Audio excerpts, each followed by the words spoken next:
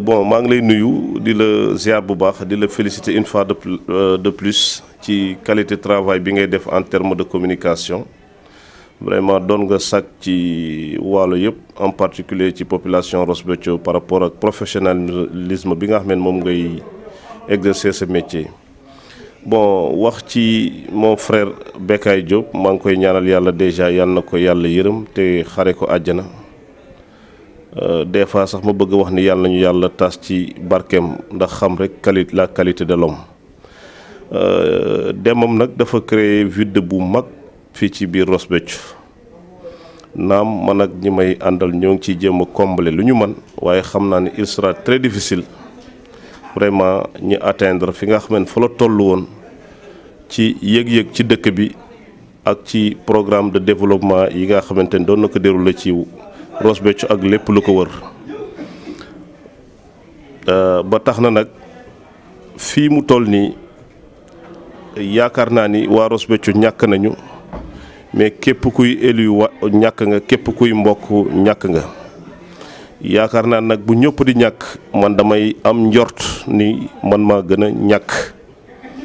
ndax Bécaye doon na ma servir de conseil waaye tamit daan naay faral di wax ku ci mel na sama xarit bi Abdou Khader Ndiaye ak quelques autres personnes que ni tant que Bécaye ma ngi nekk ci Ross Béthio man soxlawum fa dara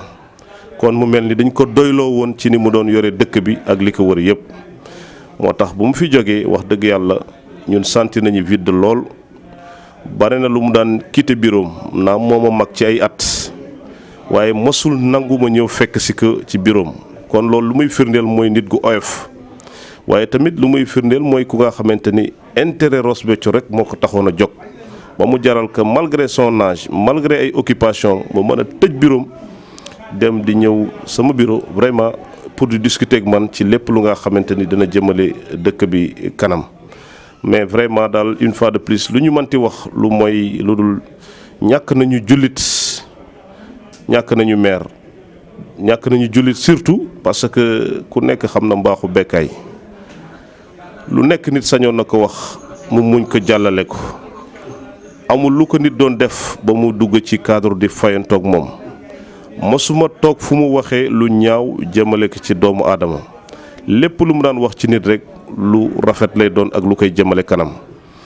ñëpp xam nañu léegi ni man Bécaye bokk na ci ñi nga xamante ni ñoo ma tax ma politique waaye surtout li tax ma dugg APR moom kooku moom kese la ndax moom moo ñëw vraiment discuter ak ban ni ma il faut nga ñëw jàppale ñu ci cadre liggéey bi ñuy def ci biir Ross Béthio jamono yi sax am naa ci réticence ndax dam ni ko politique bi day lu tax ma ragal ko mon frère mooy saaga beeg xastante beeg xiiroo beeg ŋaayoo bi mais mu ni ma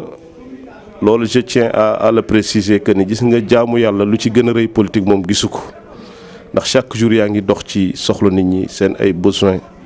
même boo ci récompenser le contraire yaakaar nañ ni war nañu mën def référence ci Mohamed sallallahu alayhi wa sallam loolu bare na lu ma ko daan communiquer pour motiver ma finalement mu convaincre ma ba ma plongé wu ci secteur politique bi kon nag ku ñàkk yaakaar naa ni Faly Seck moom moo ñàkk macha allah. justement yaa ngi koy wax léegi parce que moom doon na wax ñu ngi fàttaliku message bi mu joxe woon Faly Seck li ñu ko amee dafay nekk une victoire assurée du président de la République ci Ross Béthio mais également bari na lu mu doon cité seen relation yoo xamante ne jàppale nga ko ci en termes de réalisation des infrastructures mu mel na ko kon laata muy dem am na sas boobu la bàyyee. waaw man su ma sañoon des fois dem naa ni Bécaye boo déggee ma naan yàlla na yàlla yokk leeram loolu benn niveau xaal la dans la mesure où mbir yi ni mu nekk di demee actuellement da nga naan est-ce que Bécaye nekkul woon di ma préparer bare na ci ñi nga xamante ne liaison yi ma am ak ñoom li ci gën a yéeme mooy ci dernier jour am yi la amee mu mel ni ki ku doon accélérer ku doon précipiter pour nouer les contacts avant may dem te it lu tax mu fekk nga toog mu fexe la convaincre la avec insistance pour que nga ñëw def politique loolu tamit dafay xaw firnde loolu ba tax may naa ni kii ndax du waliyu yàlla kon nag Bécaye bu toogee di citer li nga xam ne daan naa ko def au niveau de Ross Béthio man dama ko daan faral di wax sax ni que mon frère yëpp jarul nga koy wax publiquement ndax jaawale dafa gaaw te man wax dëgg yàlla ñun dañ la doyloo ci kanamu dëkk bi dañ la doyloo ci pratiquement ci département bi ak lépp li nga xam ne yaa ngi koy def en terme de développement local. mais loolu moom la neex ndax mënoon na ma cee bañ a boole mais xam nga ku ko xam ci oyofam sànq maa ngi tudd oyofam ak générosité am oyofam ak générosité am xëy na moo tax mu ni képp kuy personne ressource de Ross Béthio naa ko associé sur le développement de Ross Béthio kon su fekkoon dafa ma associé au départ jage fa boole ma ay nit def ak man nuyel ma aussi ay contacts c'est parce que dafay xaw niru que ni dafa doon préparer faali pour que ëllëg bu mu fi jógee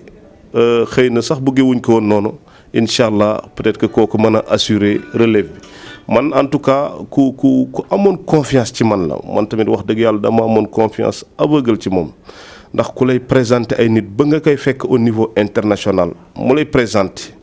kooku yaakaar naa ku la yéene la fekk naa ko Afrique du Sud mbooloo mi yëpp toog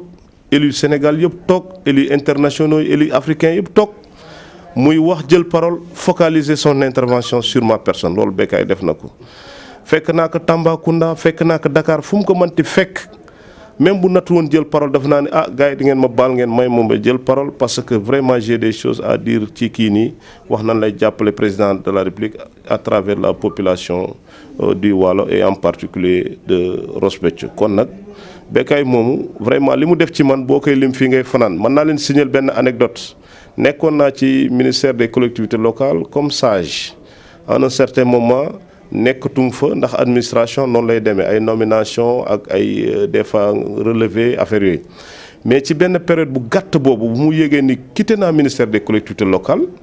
daf ma woolu Ross Béthio ni ma je veux que tu quittes Dakar tu me retrouves à la mairie à Ross Béthio on s'est rencontré à la mairie biñ fa toogee séance tenante mu ni ba ma déggee ni da nga quitté ministère ba xaw ma nu mu demee dafa nekk lu ma naqadi loolu ndax yow njariñ nga ci askan bi ba pare loolu ku ko def sama rakk nga ko def daal di woote ci saa si benn agence ni man de sama rakk ji laa bëggoon fuñ ko insérer kooku ndeke yàgg na seq teraanga ak Bécaye Bécaye teral na Sénégal yëpp ministre Sénégal yëpp ko gërëm macha allah kooku ni que man teraanga ji nga def ak man faali moom dafay ñëw ma nommé que directeur de la coopération et des relations publiques macha allah séance tenante ici à Ross Béthio moo tax ma dellu Dakar aussitôt ñu woo ma ni ma kaay nga signé contrat bi mu nekkoon salaire bu rëy yàlla dogal nag avant may rejoindre poste boobu poste bi ma nekkoon ñu woo ma ni ma vraiment bi nga fi jógee ba léegi ministère bi dafa taxaw dafa nekk au point mort il faut que tu nga dellu si waat reprendre sa direction pour que affaire yi déroulé loolu rek a tax ba rejoindre ma agence boobu mais yéene bi ak effort yi mu ci def moom moo am solo. niyatu minal iman la ñuy wax donc yéene dafa mat sëkk ci loolu mën naa ne sax dootul yéene sax exécution la loolu mënuma jàkkaarloo caméra bi te duma ko témoigner waa Ross Béthio yëpp xam ko boole na ma ak ay rakkam maa ngi naan la bare na relation yu ma nuweel Bira ñoom ñi ñëpp moom booleeg ñoom macha allah mu nekk vraiment fépp fu Bécaye doon taxaw ci sama côté moom tamit damay profité di ko sant moom Bira moom wax dëgg yàlla lépp lu ko magam santoon ci man ma ngi ciy def moom ak soxnaam ak njabootam yëpp macha allah kon nag Bécaye dama lay jox loolu rek loolu benn anecdote la rek parmi plusieurs yu nga xamante ni Bécaye def na ko ci man pour yéene ma rek avancement ak progression ci administration bi ma nekk. yow profité si def benn message rek ñu ngi jëm année baa ngi jeex Ross Béthio voilà situation bi mi ngi xaw a yëngu en tant que candidat. waaw balaa may egg ci loolu sax dinaa defaat benn témoignage ndax dama bëgg nga jël lii bu baax ndax gis nga ci li yàlla di def démb dama demoon ci journée ay artisans yàlla suturaal ma ba ndekete diplôme Bécaye ñoom man lañ koy jox encore mu mel na suñu ay destin dafa croiser de sorte que mbiru yàlla rek lay nirul te keroog démb aussi bañ fa nekkee foofu ca Thiès vraiment Bécaye sagalaat nañu ndax ay jàmburu yàlla rek doon wax ñu jóge ci yeneen région yu nga xam ne du région de Saint-Louis di ko sant di ko gërëm ci yeneen taxawaay yu dul sax wàllu artisanat ba tax na nag bu ma man dara gënuma neex lii ñu ma defal nii le fait que ma toog ci jotaay boobu man kese jóge wu ma fa woon Ross Béthio ñu tànn ma ci pour que ma jël diplôme d'honneur u Amadou Bekkaay Diop nekk na lu nga xamante ne sedd na sama xol lool macha allah wax dëgg yàlla yal na ko yàlla fay yiw moom Amadou Bekkaay Diop moom. man tamit wax dëgg yàlla dafa nekk nga xam ne man dama dogu woon ci moom maa ngi fàttaliku ci biir anecdote yi rek mas nañ ko fi tudde benn final départemental ma sentir ni mel na ni am na ñu nga xamante ni xam nga rek phénomène jalousie des fois mu am mu mel ni ki ni affaire bi dafa xaw niru ay genre sabotage yu ci amoon ma fekkoon Dakar mais ba ma waxee ni moom mon frère yow je ne te demande même pas si tu as la possibilité ou pas dama bëgg nga rejoindre ma à Ross Béthio jour boobu lu ñu daw kenn xamul mu toll ci ay kilomètres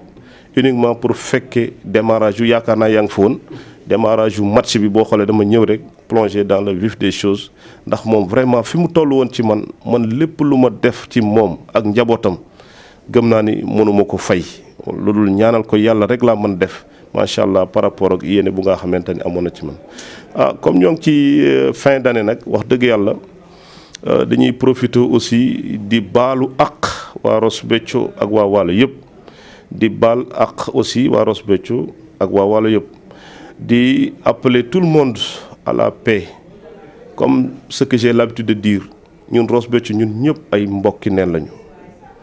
mooy ñi ànd ak man ak ñi nekk ci yeneen groupe yeeg yëpp macha allah on a des relations yu nga xamante ni c'est des relations tellement fortes que jàmm rek moom moo xej ci suñu biir. faut pas qu'on oublie que ni fii lépp lu fi nit def aussi daf lay rattraper à l'avenir moo tax comme suñu maam yi jàmm lañ fi jiwoon ak salaam yaakaar naa ne du ñun ñoo war a yàq lu nu mel. di profiter aussi ci occasion bi di saluer vraiment liggéey bi nga xamante ni ay sage ci dëkk bi ñu ngi koy def du ma lim ñëpp nag danaa ci jël quelques exemples ku mel ni ki le doyen Babacar Diop le maire honoraire de Ross Béthio ñun amuñu fayam donc koy ñaanal yàlla na fi yàlla yàggal te mu ànd ak wér. di ko ñaanal aussi le doyen Samba Der Gueye vraiment macha allah ñoom ñëpp gis nañu lu ñuy jouer pour que jàmm ak dal am ci dëkk bi. vraiment yi nga xamante ni vraiment c'est des médiateurs vraiment yi nga xamante ni ñoo ŋànk dëkk bi ci lépp lu koy dalal lu fi indi jàmm ak salaam yaakaar naa kenn du lim ba fàtte ku mel ni kii le doyen Assane Seck sama papa Assane Seck moom chaque fois li mooy wax mooy man benn condition lay exiger mooy luy defar Ross Béthio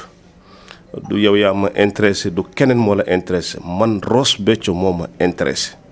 voilà wax dëgg yàlla ku mel noonu tamit wax dëgg yàlla nit la gu am solo ci dëkk bi donc jaaru nañu ñaanal ko yàlla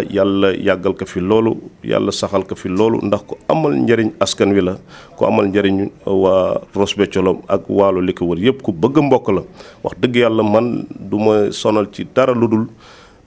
yan programme ngeen am vraiment pour développer Ross Béthio man kuy développer Ross Béthio kese moo ma ñor loolu moom yaakaar naa ni képp ku koy approché yàgg nga dégg discours bu mel noonu ci le doyen Assane Seck suñu papa jooñ nga xamante ni dëkk bi rek moo ko ñor Assane Fall tamit wax dëgg yàlla sama papa la ju nga xamante ni ku baax la gis naa ni fu daay na ta am ci dëkk bi tamit dina sol ay dàllam def ci ay effort ñaan ci intervenir ci ba nga xamante ni dëkk bi dina mën a ànd ak dal kon nag ñooñu effort ñooñu ak mag ñi fi jàll ñëpp vraiment ñi ngi ñaan yàlla lépp sotti ba Ross Béthio ànd ak dal ñu politique ci jàmm ak salaam ñu xam ne ay mbokk lañu kenn génnul ci sa morom on a des relations tellement fortes mu ñun ñi nga xamante ni ñun ñoo nekk di compétir pour les élections boo demee ci Ablaye Wade mag moom bokk benn maam boo demee ci Madiop sama nijaay la Mansour Ndiaye c'est un ami entre autres donc ba tax na nag lépp lu ci nit di def rek na ànd ak dal far ci benn camp kenn ci àdduna la bokk waaye tamit bu àndee ak dal dafay tax toujours ñu gën ñu respecter ci civilisation dal ak jàmm ji nga xamante ni moom lañu yàgg di bàkkee Waalo ak yeneen kilifa su ma waxee ñooñu yaakaar naa ni ëmbale naa lu ci bare muy guide religieux yi muy sama baay Adama Kane bu mu waxee moom yaakaar naa touché naa l'ensemble des guides religieux yi nga xamante ñu nekk ci localité ndax moo nekkoon dik fi lim xëy na dina jum pour vous dire que ni Waalo yàgg na am nit ñu baax à l'image de Amadou Bekkaay Diop mi nga xamante ni tey fi tey icône la bu nga xamante ni kenn mënul wax leen ci moom lu dul ku baax la ñu ñaan yàlla ko yàlla yokk leeram ci fu mu nekk yàlla taas ñu ci barkeem man loolu foofu laa toll léegi ci sama digganteeg moom yàlla tàbbi ko ci àjjana yi gën a màgg ci mu sàkk njaboot gi mu fi bàyyi tamit yàlla teg ci loxoom en commençant par soxnaam su baax soosu mais ay rakkam di ci cité ku mel ne ki Bira ak njabootam yëpp macha allah di ko ñaanal aussi waa Ross Béthio yëpp ci barke Seydina Muhammad sallallahu alayhi wa sallam